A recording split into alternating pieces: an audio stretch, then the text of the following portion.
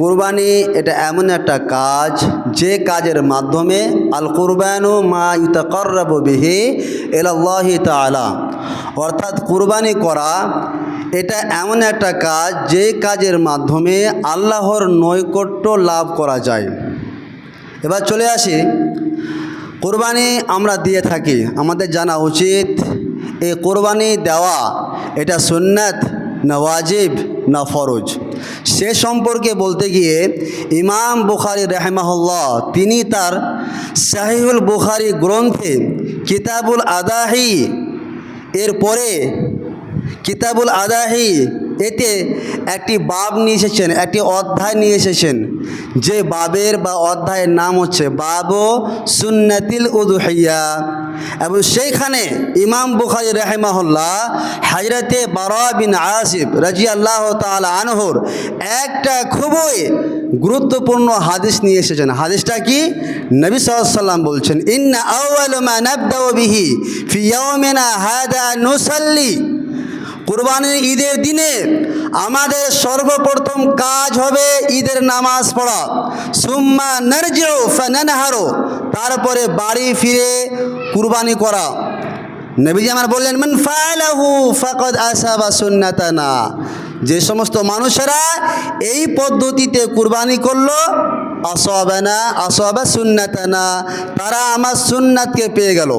এবং ওয়ামান যাবাহা ক্বাবলু ফাইন্নামা হুয়া লাহমুন কদ্দামাহু লাইসা মিনান নুসুকি ফি শাই, এবং যে সমস্ত মানুষেরা এরা এই পদ্ধতিতে কুরবানি করলো না, অর্থাৎ ঈদের নামাজ পড়ার পরে কুরবানি করলো না, আগে যারা কুরবানি করে দিল, লাইসা মিনান নুসুকি ফি শাই, তাদের কিন্তু কুরবানি আল্লাহর কাছে গ্রহণযোগ্য হলো না, বরং তারা এটা কুরবানি করেছে শুধুমাত্র তাদের পরিবারের মাংস খাওয়ার জন্য।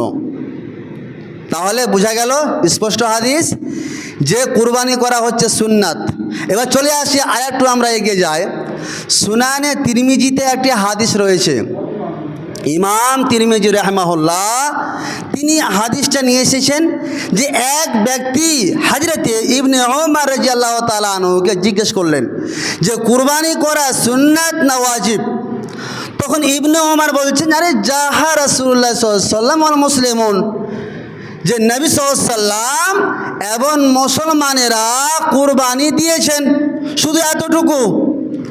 তখন নবী সাল্লাল্লাহু আলাইহি ওয়াসাল্লাম যখন ইবনে ওমরকে জিজ্ঞেস করা হলো যে আপনি বলুন দেখি যে কুরবানি করা সুন্নাত না ওয়াজিব, তখন ইবনে ওমর উত্তর দিলেন যে জাহা রাসূলুল্লাহ সাল্লাল্লাহু আলাইহি ওয়াসাল্লাম ওয়াল মুসলিমুন, যে মুসলমান এবং রাসূল সাল্লাল্লাহু আলাইহি ওয়াসাল্লাম কুরবানি দিয়েছেন। তখন সেই ব্যক্তি আবার প্রশ্ন করছেন যে হে ইবনে ওমর, আমি আপনাকে সেরকম প্রশ্ন করি নাই, আপনাকে আমি প্রশ্ন করেছি যে কুরবানি করা সুন্নাত না ওয়াজিব।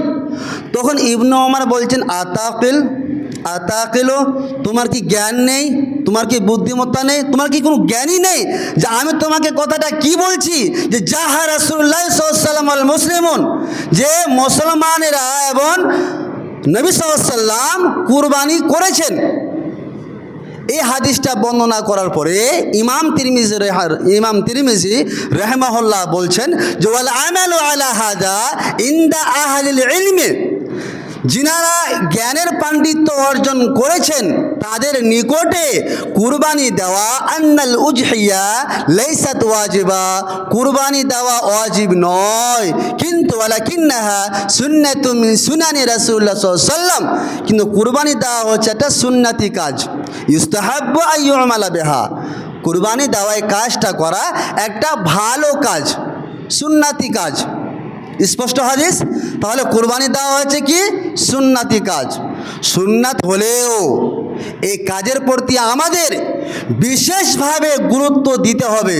হযরতে ইবনে ওমরের একটা হাদিস, খুবই গুরুত্বপূর্ণ হাদিস, তিনি বলছেন যে আকামা রাসূলুল্লাহ সাল্লাল্লাহু আলাইহি ওয়াসাল্লাম বিল মদিনাতে 10 সিনিন, নবী সাল্লাল্লাহু আলাইহি ওয়াসাল্লাম মদিনাতে 10 বছর ছিলেন এবং ইউজাহি কুল্লা সানাতিন 10 বছর ছিলেন, 10 বছরই নবী সাল্লাল্লাহু আলাইহি ওয়াসাল্লাম কুরবানি দিয়েছেন।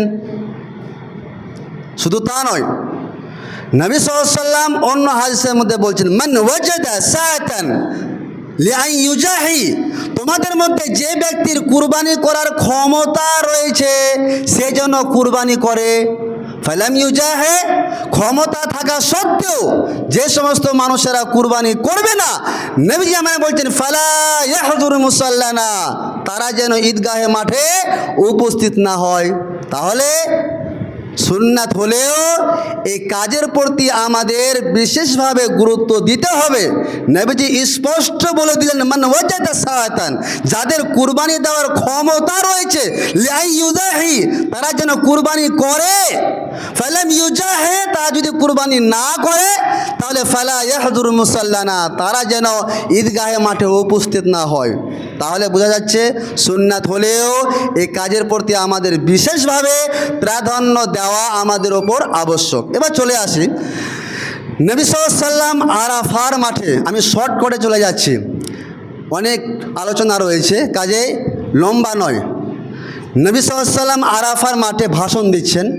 ভাষণ দিতে গিয়ে বলছেন, ইয়া আইয়ুহান নাস, হে মানুষ সকল, ইন্না আলা কুল্লি আহলি বাইত ফি কুল্লি আমিন উজহিয়া। নবী সাল্লাল্লাহু আলাইহি ওয়াসাল্লাম বলছেন, হে মানুষের দলেরা, এই লোকেরা শুনো, তোমাদের প্রত্যেকের বাড়িতে প্রত্যেক বছর একটা করে জন্তু কুরবানি দেওয়া আবশ্যক। আইয়ুহান নাস ইন্না আলা কুল্লি আহলি বাইত ফি কুল্লি আমিন উজহিয়া।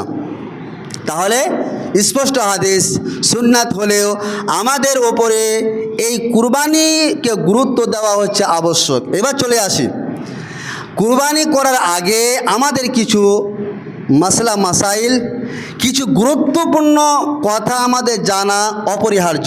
নাম্বার 1, সেটা কি মৌলানা সাহেব, জিলহিজ্জা মাসে চাঁদ উঠে গিয়েছে, তো চাঁদ উঠে গেল, এবার আমি আমার নিজের শরীরে লোম চুল নখ কাটতে কি পাবো? প্রশ্ন।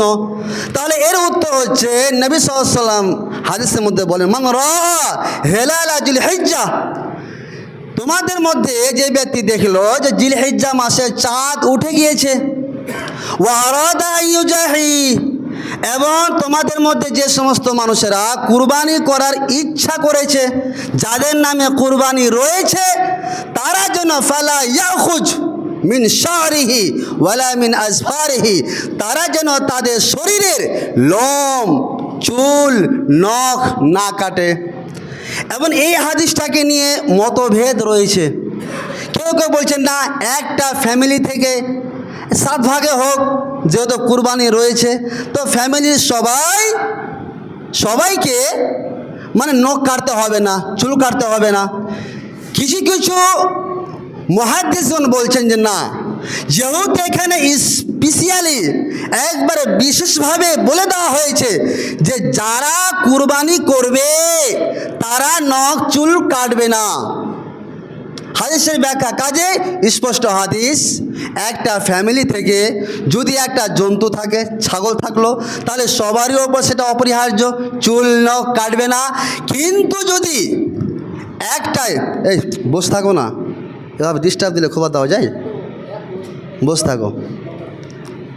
এবার কথা হলো যে যদি বারবার ডিস্টার্ব দিচ্ছে, এখানে মাথা খারাপ হয়ে যাচ্ছে, এভাবে খুতবা দেওয়াই যায় না।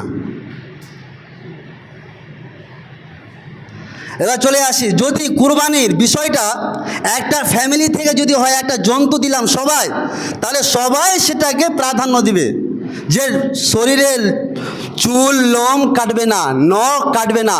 কিন্তু যদি 7 ভাগে আপনি যদি কুরবানি দিয়ে থাকেন, তাহলে যার নামে দিবেন সেই ব্যক্তি শুধুমাত্র এই আমলটা করবে, এই কাজটা করবে। ফালা ইয়াখুজ মিন শারিহি ওয়ালা মিন আসফারিহি। হাদিসটা অবশ্যই আপনারা বুঝতে পেরেছেন। হাদিসটা কি?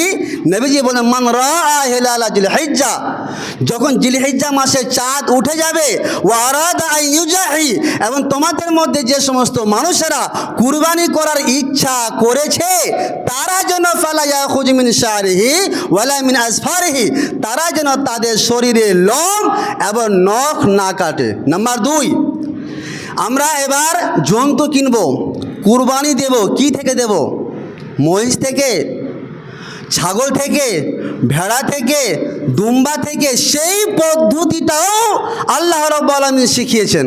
কোরআন মাজিদের মধ্যে বলেন, ওয়ালিকুল্লি উম্মাতিন জাআলনা মানসাকান লিয়াযকুরু ইসমাল্লাহ আলা মা রাযাকাহুম মিন বাহিমাতিল আনআম। আল্লাহ রাব্বুল আলামিন বলছেন, আমি এমন একজন স্রষ্টা, যেই স্রষ্টা প্রত্যেক জাতিকে কুরবানি করার পদ্ধতি আমি শিখিয়েছি। তারা কুরবানি দেবে চতুষ্প জন্তু হতে, এবং জবে করার সময় লিয়াযকুরু ইসমাল্লাহ, আল্লাহর নাম নিয়ে জবে করবে। বিসমিল্লাহি আল্লাহু আকবার, এই দোয়াটা বলে জবে করবে। জন্তুটা হবে কি? চতুষ্প জন্তু। এখান থেকে মুফাসসিরিনগণ নিয়েছেন আপনার মানে গাভী, ভেড়া, দুম্বা, ছাগল। এবার চলে আসি নাম্বার 3। আমরা এবার কুরবানির জন্তু কিনতে গেলাম বাজারে বা কিনছি, সেখানে কিনতে গিয়ে আমরা সস্তা খুঁজি। এখন বলা ভুল হবে, সস্তা এখন বর্তমান সময়ে খুঁজে না। মাশাআল্লাহ সবার কাছে টাকা হয়েছে, মার্কেটে গিয়ে দেখে যেটা সবচেয়ে বেশি হাইফাই দাম সেটাতে আমরা নিয়ে থাকি। কিন্তু জেনে রাখুন, নবী সাল্লাল্লাহু আলাইহি ওয়াসাল্লাম বলছেন, আরবাউন লা তাজুজ ফিল আজাহি, কুরবানিতে 4 ধরনের জন্তু জায়েজ নয়। নাম্বার 1, আল আওরাউ বাইনুন আওয়ারুহা, যে জন্তুটাকে দেখলেন যে তার চোখটা হচ্ছে টেরা এবং টেরা দেখতে পাচ্ছেন, তাহলে ওই কুরবানি জায়েজ হবে না। নাম্বার 2, ওয়াল মারিজাতু বাইনুন মারাজুহা, কুরবানি জন্তু কিনতে গিয়ে দেখছেন যে ওই ছাগলটা বা গরুটা অসুখ রয়েছে, চলতেই পারে না, অসুস্থ, এবং অসুস্থতা প্রকাশ্য, বাইনুন প্রকাশ্য বুঝতে পারা যাচ্ছে যে অসুখ এই জন্তুটা হয়ে আছে, কাজে ওই জন্তু কুরবানিতে জায়েজ নয়। নাম্বার 3, ওয়াল আরজাউ বাইনুন জালওহা, কুরবানি কিনতে গিয়েছেন ল্যাংড়া চলবে না। নাম্বার 4, ওয়াল কাসিরুল্লাতি লা তুনকি, এমন জন্তু, এমন দুর্বল জন্তু আপনি কিনছেন যে কমতপুর হাট থেকে আসতেই পারবে না, হেঁটে আসতে, ওকে ঠেলা দিয়ে আসতে হবে, এরকম কুরবানি চলবে না। এত দুর্বল জন্তু কুরবানিতে জায়েজ নয়। এবার চলে আসি আমাদের পশু ভালো হয়। হ্যাঁ, একটা কি প্রশ্ন যে মাওলানা সাহেব, আমার একটা ছাগল ছিল, আমি নিয়াত করেছি ছাগলটা আমি কুরবানি দেব, কিন্তু কুরবানির ঠিক 10 দিন আগে 15 দিন আগে কেউ মেরে ল্যাংড়া করে দিয়েছে, চলবে? ল্যাংড়া পশু চলবে তখন কেন? আপনি নেওয়ার সময়ে ঠিক ছিল, সেটা পরে মেরে দিয়েছে, পরে ল্যাংড়া হয়েছে, চোখ কানা হয়ে গেল, পরে হয়েছে, কেনার সময় তো হয়নি, কাজে এই জন্তুটা আপনার কুরবানি হয়ে যাবে। এবার চলে আসি যে আমরা ছাগল কিনতে গিয়ে যে ভুল কাজটা করে থাকি, সেটা কি? 2 দাঁতা না হলে আমরা 2 দাঁতা খুঁজি, এবার 2 দাঁতা না পেলে আমরা ছাগল নিয়ে চলে আসি। জি না, বিশেষভাবে ছাগলের চলবে না, 2 দাঁতা হওয়া লাগবেই।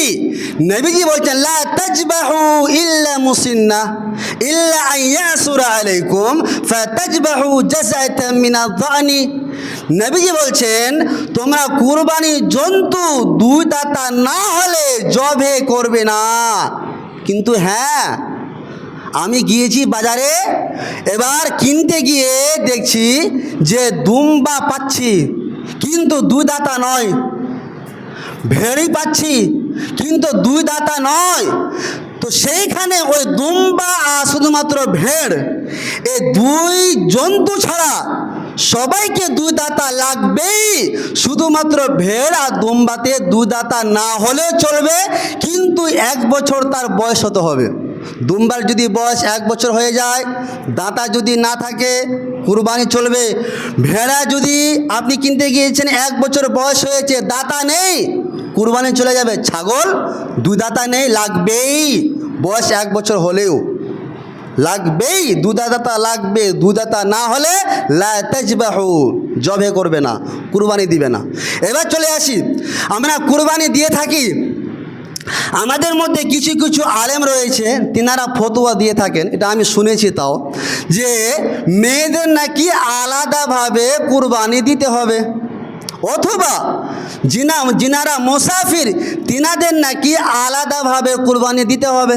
সাপোজ আমার ওয়াইফ রয়েছে, এবার আমি আমার নামে দিলাম, এবার উনি বলতে চাইছেন না আপনার স্ত্রীর নামে লাগবে একটা কুরবানি। জি না, হযরতে ইমাম বুখারী রাহিমাহুল্লাহ তিনি তার সহিহুল বুখারী গ্রন্থে কিতাবুল আদাহিতে একটি অধ্যায় নিয়ে এসেছেন, বাবুল উযহিয়াতি লিল মুসাফিরে ওয়ান নিসায়ে, মহিলা এবং মুসাফিরেরা এরা যে কুরবানি দিবে সেই সম্পর্কে, এবং সেই সম্পর্কে হযরতে আয়েশা রাদিয়াল্লাহু তাআলা আনহা একটা গুরুত্বপূর্ণ হাদিস, হাদিসটা ভালো করে শুনবেন।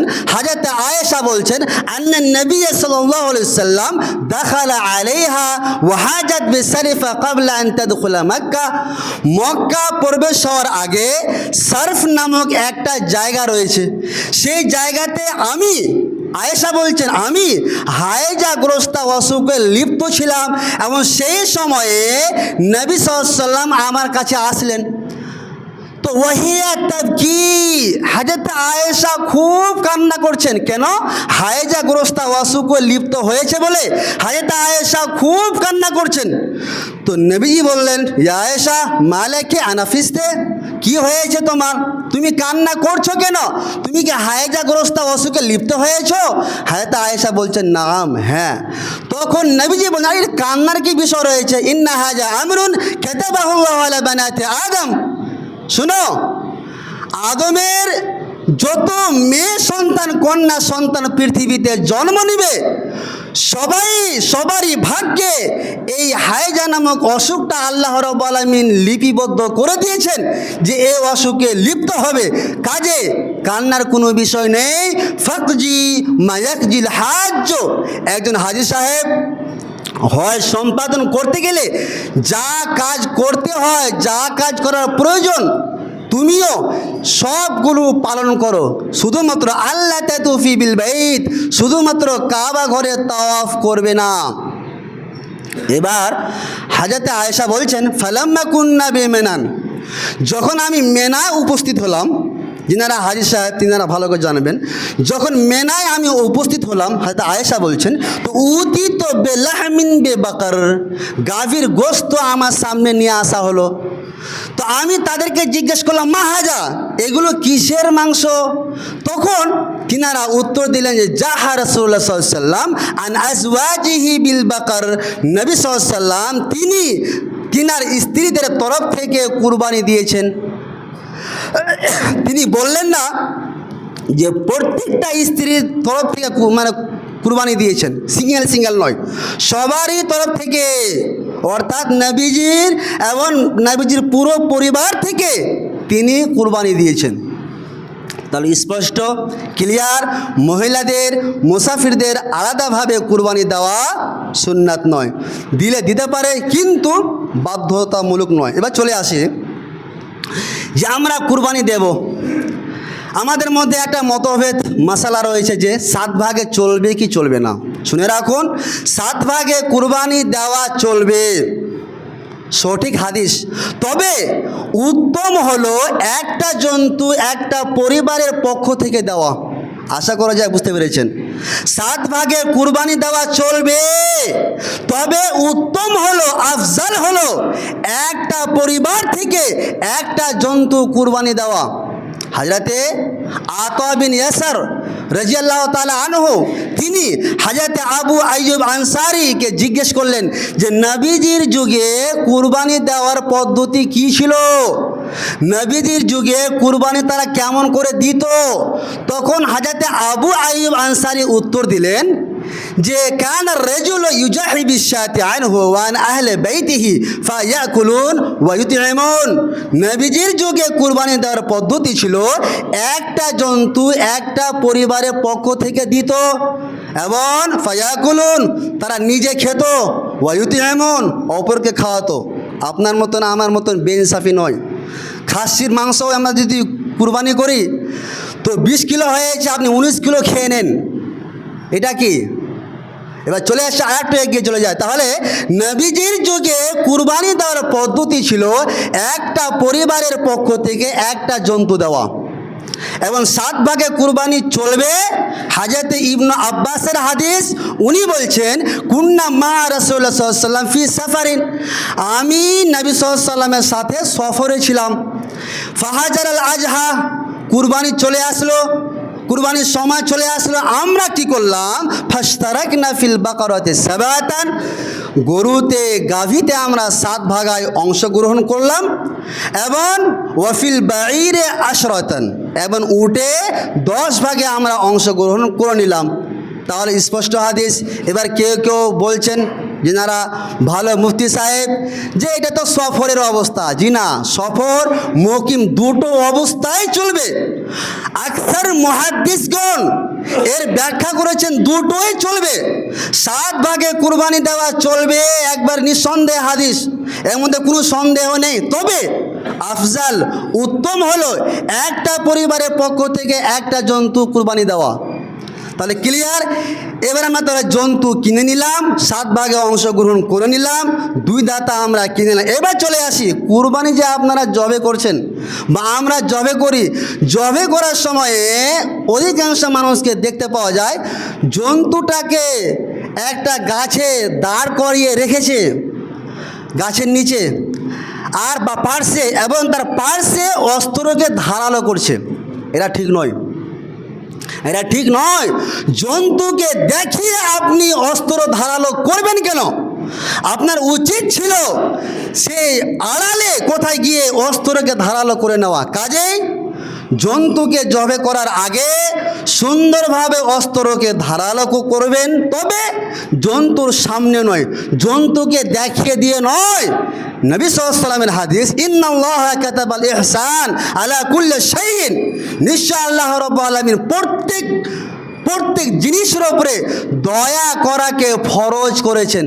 কাজেই ফাইজা কাতালতুম ফাআহসিনাল কিতলা, যখন তোমরা কিসাসের বদলে কাউকে হত্যা করবে উত্তম পদ্ধতিতে হত্যা করবে। ওয়াইজা জাবাহতুম ফাআহসিনু জিবহাতা, এবং যখন তোমরা কোনো জন্তুকে জবে করবে উত্তম পদ্ধতিতে জবে করবে। ওয়াল ইউহিদ্দা আহাদুকুম শাফরাতাহু, জন্তুকে জবে করার আগে সুন্দর করে অস্ত্রকে ধারালো করে নেবে।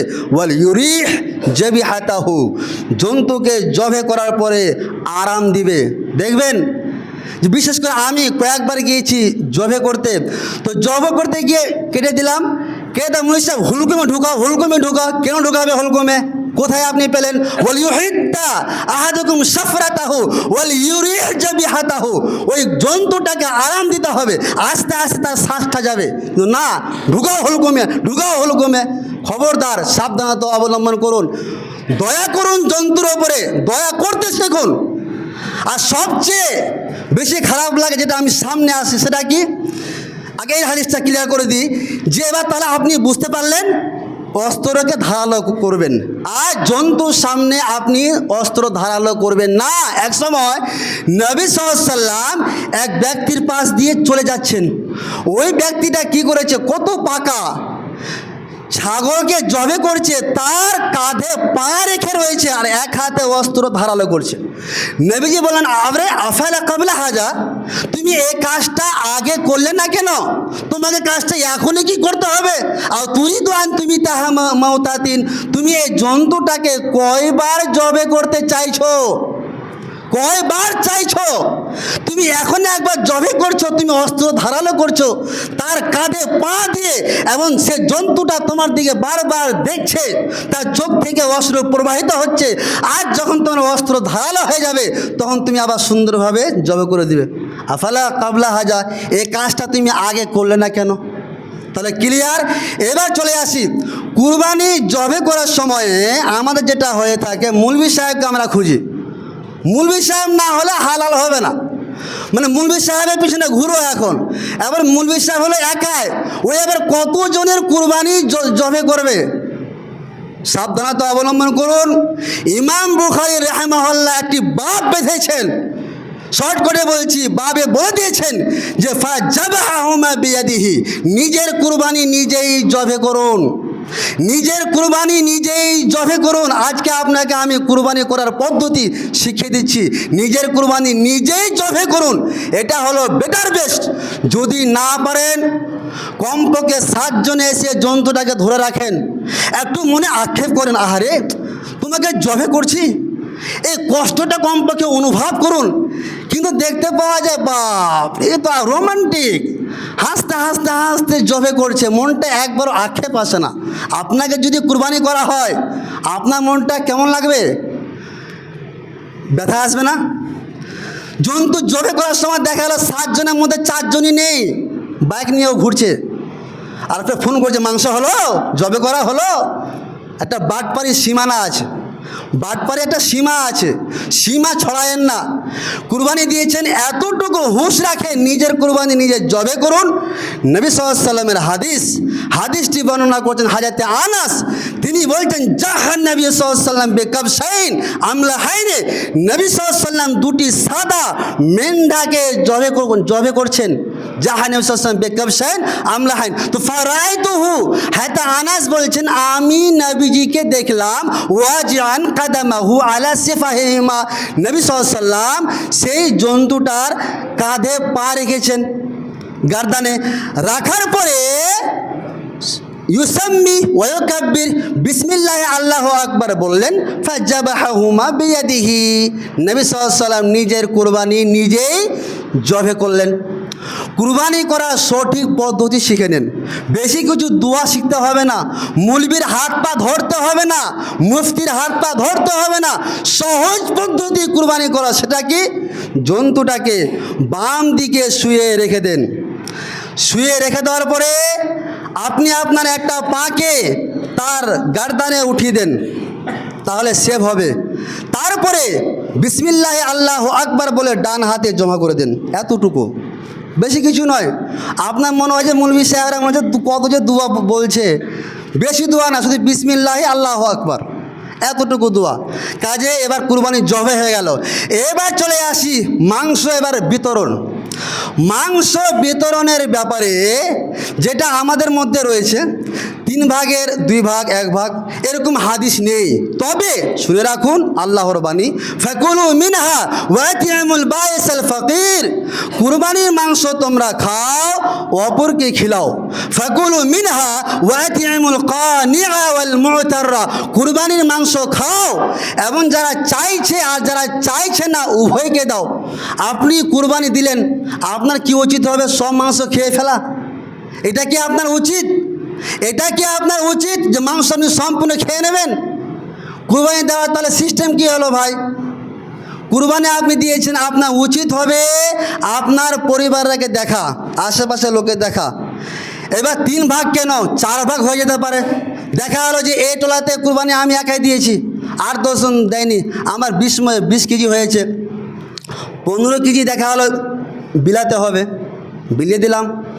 এবার আপনাদের এখানে সিস্টেম যদি থাকে বায়তুল মালে জমা করা, তাহলে আপনার উচিত হবে সঠিক পদ্ধতিতে জমা করে দেওয়া। যতটুকু জমা করা উচিত, যতটুকু জমা করা, যতটা বায়তুল মালের মালিকেরা যিনারা দায়িত্ব নিয়েছেন তাদের যে কথা যে এতটা মাল জমা করতে হবে, অতটা আপনি অবশ্যই জমা করেন। আমাদের মধ্যে আরেকটা সিস্টেম আছে, গরুর মাংসও জমা করবে, খাসির মাংস জমা করবে না।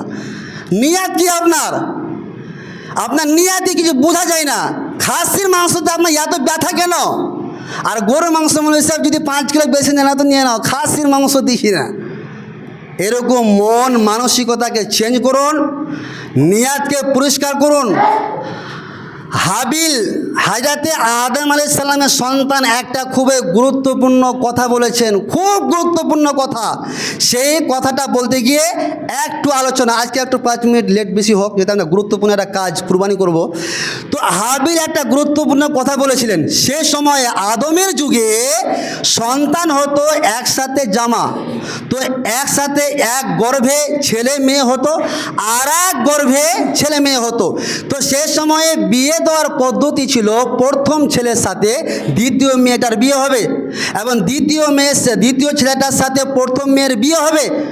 ঘটনাক্রমে হযরতে মা হাওয়ার গর্ভে এক সময় জন্মগ্রহণ করেন হযরতে কাবিল আর হচ্ছে আপনার আকলিমা, তারপরে হাবিল আর লিওয়াজা।